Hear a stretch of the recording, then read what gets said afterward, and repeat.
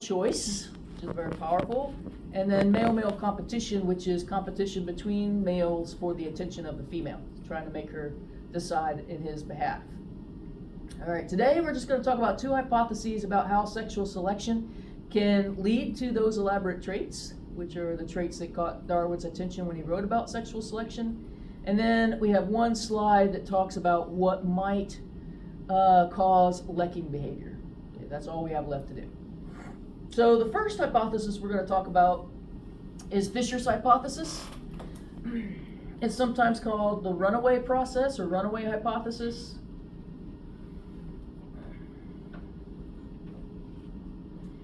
And it says that males are being selected for a particular trait, in this case the long tail, because it makes them more attractive to the female. Like there's a genetic bias. She finds long tails sexy in this particular case. So on deer, she finds antlers sexy. On peacocks, big colorful tails that look like they have eyes on the tips. Sexy, that kind of thing. And so they did a study, a very famous study that was published in 1982 on the long-tailed widowbird. And that's what these two birds are. So if you've had ornithology or if you're familiar with red-winged blackbirds, without the long tail, it looks similar to our red-winged blackbird. This pattern of black with red epaulets and yellow underneath is actually really common in several different species. We don't really know why. It's common in some grassland birds. And so this is not a red-winged blackbird. This is a long-tailed widowbird. And then if you know anything about the female red-winged blackbirds, that looks kind of similar to our female red-winged blackbird too. That's a female widowbird. So they look very different. They don't have the long tail. All the adornments and coloration are on the male. And so as we're going into the study, what they're trying to figure out is if the females have a sensory bias towards males with longer tails, which would support the runaway hypothesis. Before we look at it, let's talk about why it's a runaway hypothesis. It's the runaway hypothesis because the females are going to select the males with the longest tail in each generation, right? And so then the next generation on average would have longer tails, and then they'll select the ones that have the longest tails, and then the next generation they'd have the ones that have they'd have longer tails. And so this hypothesis really, it has an end point because you can max out the trait, which I'll talk about more when we get to the end of this. But hypothetically, it doesn't have an end point, right? She would just keep selecting for the male with the longest tail, which would continue to add pressure to have longer tails, right? And if you look at this guy, kind of like, oh yeah, this process has been going on for a while. All right, so here we go. So what they think is longer tails could influence females in several ways. One, it could indicate something about the male's quality. And so if he's ever able to fly around with that really long tail and survive and be strong and vigorous and competitive, then that may say something about his genetic quality. It could just be that longer tails are easier to see, right? When he's flying around at a distance, that tail stands out, gives his silhouette something different from all the rest of the birds flying around in the area. Or it could be what I mentioned at first, which is that females have a pre-existing sensory bias, and for whatever reason, long tails drive her crazy. She loves it. She can't explain why. There's some type of genetic bias. So those are kind of the three ways they think that this might be working. All right, so prior to the experiment, they captured several widow birds. You know that they don't look like this. They colored them like that so you can see the tail clearly. And measured their tail lengths. And you can see across all these groups, their tail lengths are about the same. Okay, so statistically, they would be the same. There's no difference in tail length between the groups. And then they created their experimental groups. And so what they did is for this group, they cut a section of their tail out in the middle, and then took the two pieces, the end of the tail, and glued it back together to create a short tail. Over here on this end, they took the piece that they cut out of this bird's tail, they cut the tail, and then they put in an extension, right? They put in the piece that they cut from the other bird and created an extra long tail, super long tail, longer than would occur in nature. And then in the middle, you have a true control group where they did not manipulate the tail whatsoever. And then you have a second control group where they just cut the tail and glued it back together to see whether cutting the tail had any type of impact on their study. Does that make sense so far? Can you follow all that? All right. So then, this is the results over here. And you can see that those that had short tails, poor guys, they were manipulated. They might have been very sexy males, but cut their tail up. And so for that particular breeding season, their reproductive success was the lowest. And then the ones that got their tail supercharged with an extension in there, their reproductive success was the highest by far. And then the good news was your cut control group and your regular control group, they were about the same, but they were intermediate between those two groups. So there was no impact on cutting and re-gluing the tail. That we can hypothesize that the results that we're seeing here are due to the super long tail that we created in that last group. What's nice about birds is feathers are temporary structures. They drop them after breeding season anyway, because it's no good to fly around with that all the time. And so they would drop them once they're mating so that they can do their parental business of caring for their young. But when they regrow their tail feathers, they'll be back to normal, right? No problem. So this is not a permanent alteration. All right.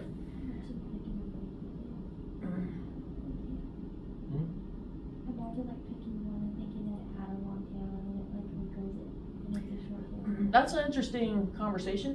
So when I was taking animal behavior, about the same time, there was a case in the news where a man was suing his wife for, I don't remember what the name of the suit was. It was something that would be familiar, but basically for lying, because he thought she was an attractive woman, married her, they had kids, and the kids had all the traits she had before she had had extensive plastic surgery.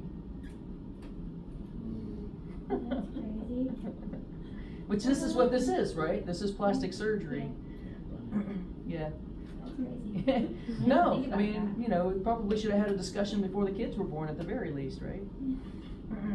And so there's also kind of interesting that about the same time there was an article that came out about blondes, and that the actual number of true blondes is going down because we have so many people at that time. It's not as popular anymore, but at that time there were so many artificial blondes lying about their hair color.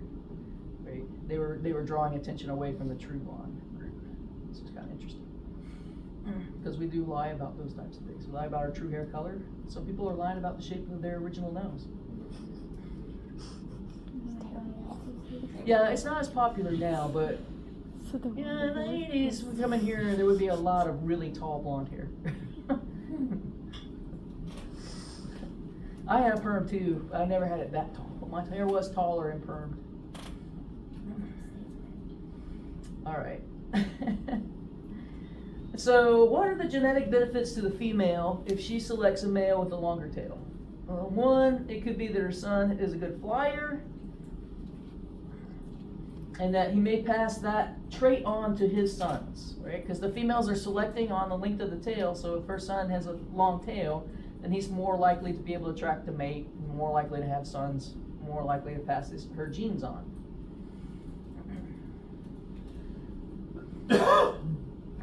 So now we get into, as positive feedback loops continue generation after generation, on average the tail is going to get longer and longer and longer and longer and longer.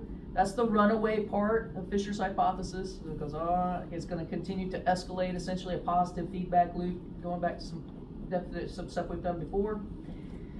But at some point, the trait has to decrease the survivability of the male. His tail can get so long, he can't get up off the ground, right? There's a disadvantage to having a tail that long, or all the birds would have tails that long, right? So at some point, that becomes a real liability. And the way that the runaway theory ends in this particular case is once the ability to survive is compromised, essentially, then they won't continue to evolve past that point. Now, one of the problems with this means that there's a max. You can max out the length of the tail in the case that we're looking at. And if you do that over time, then that trait would end up being the same in all the males. You would slowly cull out all the short-tailed males, right? That's the reasoning here. and the main problem people have with Fisher's hypothesis. And so I'll give you an example. When I was in grad school, my professor got interested in color birds, which is actually an interesting area of ornithology. It's not a real big area of ornithology. One of the things they look at is why do you see that epaulet, that red and yellow epaulet on so many birds in different parts of the world? One of them is, why do so many grassland birds have a yellow breast with a black V? You know, so trying to figure out some of those types of things. And so he got kind of interested in color and sexual selection. And so we were taking out, those things you can get at Lowe's, would have all the different colors on them, paint chips. They're not really chips anymore, but paint chips. And he would go and we'd match that to different parts of the bird to see if there were any differences. And so I was helping him do that with yellow-breasted chats. We would look like on the top of the head, on the breast, wing, back, between the wings, that kind of thing. We had some specific locations we were looking at. And what we found is they were variable in the amount of orange and yellow that they had, and the ones that had more orange tended to be more successful. So that was one of the studies that my major professor published. At the same time, they were doing a similar study with northern cardinals. And what they found was there was essentially no differences in color between male northern cardinals. They are as red as they can get, which could suggest that they're at the end of Fisher's sexual selection, right? That there was some type of selective pressure for males to incorporate more red pigment into their feathers, and they've reached that maximum point. Does that mean that there's no sexual selection in cardinals? No, it probably means that females have to use a different trait, right? But that's one of the complaints, one of the problems with Fisher's hypothesis is you have the potential to max out these traits, and once you've maxed it out, once it's balanced with survival, which that seems reasonable, right? But once you've balanced it with survival, if you're still selecting the males every generation with the longest tails, then you're slowly moving to no genetic variation in that trait. Does everybody see what I'm talking about? Okay. So that leads us to the second hypothesis we're going to talk about, and that's the handicap hypothesis. And this is a modification of Fisher's hypothesis. So everything we just did also applies here.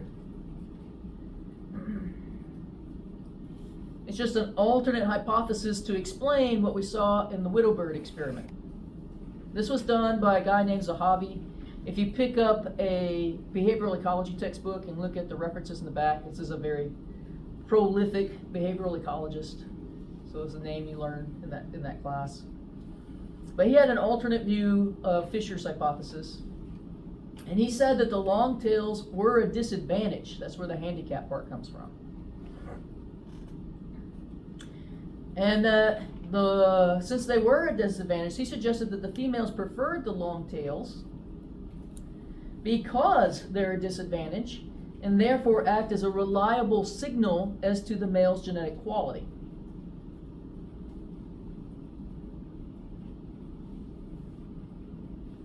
And so what this is setting up is on the next slide, so I'll wait. But females will select good genes by selecting males whose displays honestly tell them about their genetic quality. Okay, so it's got to be something that really does whatever trait it is we're looking at, whether it's the long tail, antlers, bright colors on birds. If they can maintain that, it's an honest signal as to how well they are currently doing in their environment, that they're able to gather food, escape predators, all that kind of stuff. It's an honest signal. Now what I'm ready to talk about is, oatmeal just worked loose. To make this work, then they must only express this trait when they are being successful. In other words, the trait has to be flexible. That's what's going to keep us from maxing this trait out. And so I have a nice picture of a white-tailed deer here. I think this has already come up in this class before, but if you want to manage a piece of property for quality white-tailed deer, what three things are going to impact their rack? Age, genetics, nutrition, right? All right. And what that tells us is there is some genetics to the type of rack they're going to put on, They tend to get better, more developed racks when they get a little bit older, to a point. When they get too old, it can be a little gnarly. But nutrition is a part of this. Okay? And so if a male doesn't have a beautiful rack in the eyes of the female, lacks symmetry, deformed, or anything like that, that could be a sign that he was struggling to acquire resources. Whereas if he looks like this book, at least in my eye, I feel like he would do pretty well. Looks very symmetric.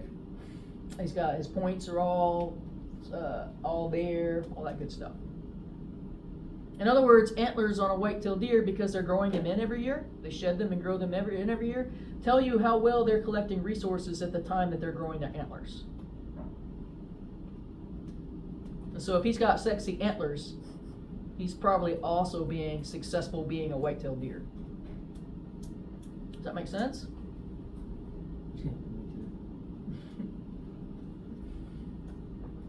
And I'm going to assume by the number of shots around my house, it's hunting. It's a gun season now. Is that right? Youth hunt was this weekend. Oh, that's why there were so many shots around my house. I should have stayed indoors more if it was youth hunt, right? They don't shoot that. There's a hunting club that joins my property, but they don't shoot that close to my house. And then across on the other side, there's only 2 people allowed to hunt on the other side of my property. And I know when they're there. All right. Any questions about this? What now? So you have a bunch of deer. I do have a bunch of deer. I've got a buck. I think he's fairly young. His antlers do not look like this.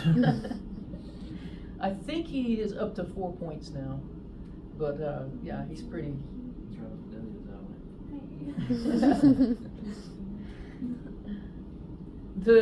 I chose white-tailed deer because I knew I usually get quite a few interim people, and we've talked about it probably at least a little bit.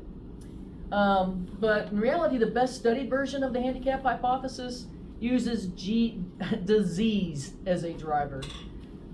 And the names here in parentheses, I put them on there because they're another famous pair of behavioral ecologists whose names come up a lot, Hamilton and Zook. But what happens is, or how they incorporate disease into the handicap hypothesis is, one, they say that disease is a widespread agent of selection. My guess is even back in your freshman biology classes, no matter where you took them, you talked about disease resistance, for example, and that within a population, if you have good genetic variation, if you have a new disease that comes through, some people are going to be immune, some individuals will be immune, some aren't. And so what that means is disease itself is selecting individuals in your population. And that diseases continue to evolve new varieties, which are constantly presenting new challenges, which I think your generation can appreciate more than some of the past ones I've taught, because that's certainly what happened with COVID, which is a modification of SARS, which is a newer version of SARS, essentially, where it changed into something that was even more contagious than SARS. Without disease, eventually both the males and females would reach a point where you use up genetic variation again, but if you mix disease into the system as constantly kind of culling the population, it's going to keep it from reaching saturation for that particular trait, essentially. And then as the population becomes disease resistant, there's almost always going to be a new disease that comes in and begins to select individuals in your population. Which is the part we don't like to talk about as humans, but we're talking about more now, right? Since we just came out of a pandemic, we're talking about what will the next pandemic be. And then now we're all like, it's going to be a triple pandemic this winter. But it's the same things as last winter, COVID, flu, and RSV. Okay. Any questions about that? It's actually really interesting. I really enjoyed my behavioral ecology class. So all of that stuff we've done today, dealing with sexual selection, kind of falls into animal behavior / behavioral ecology. Okay.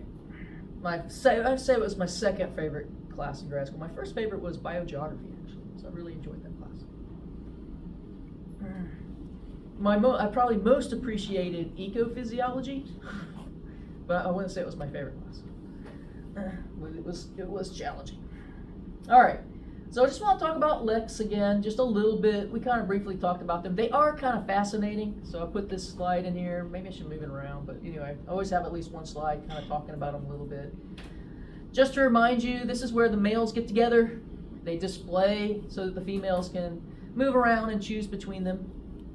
And there's basically 3 hypotheses as to what causes the males to aggregate, essentially. That's the focus of this slide. And so the first one is female choice. This is our most complicated one because the females may be choosing based on a couple of things.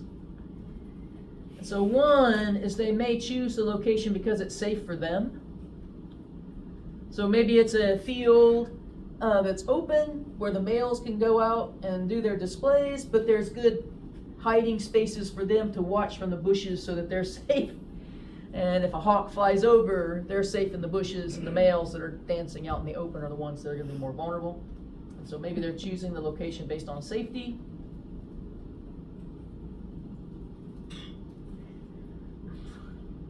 Or maybe it's just the females like to choose between the males, and so if they want to have a chance, they're going to have to go to where the females are, and they're going to have to compete with each other on a super serious breakdancing competition.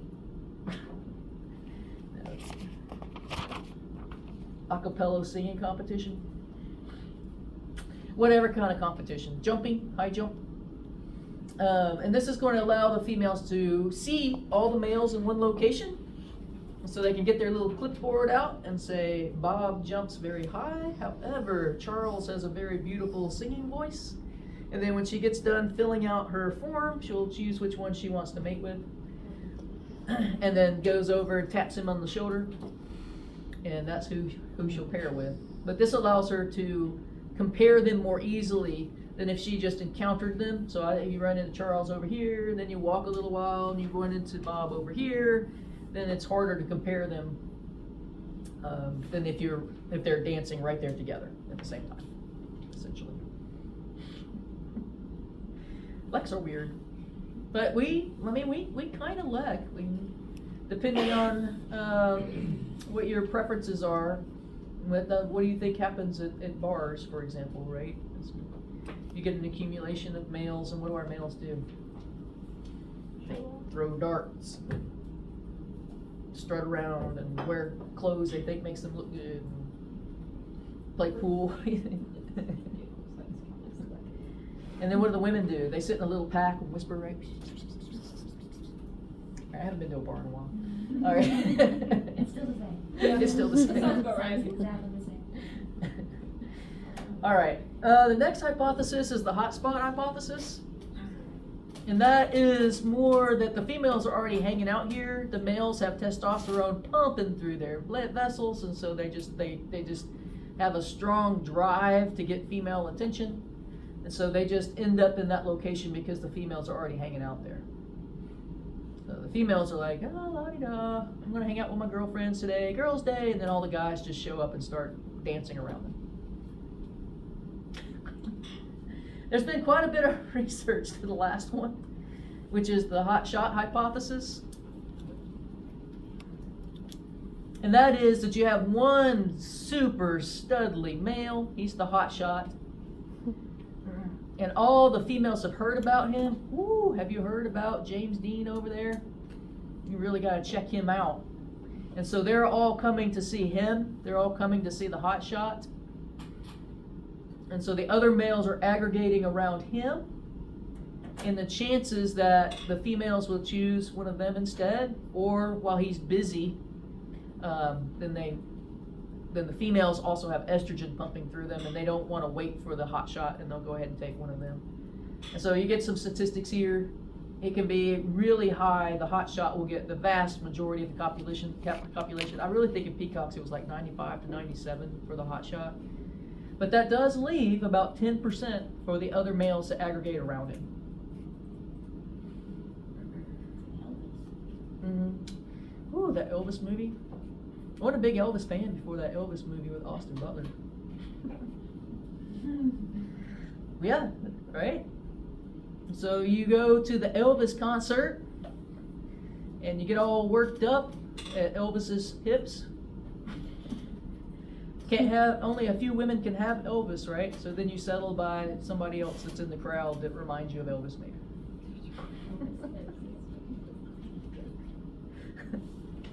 Alright.